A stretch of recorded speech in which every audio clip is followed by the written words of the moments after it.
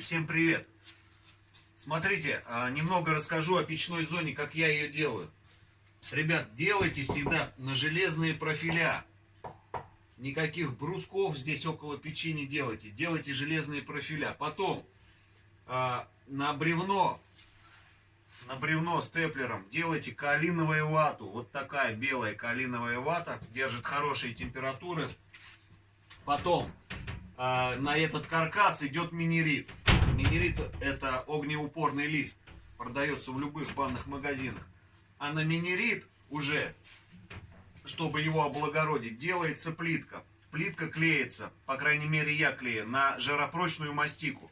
Это все продается в банных магазинах, ребят.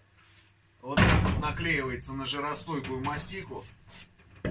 И все, печная зона облагорожена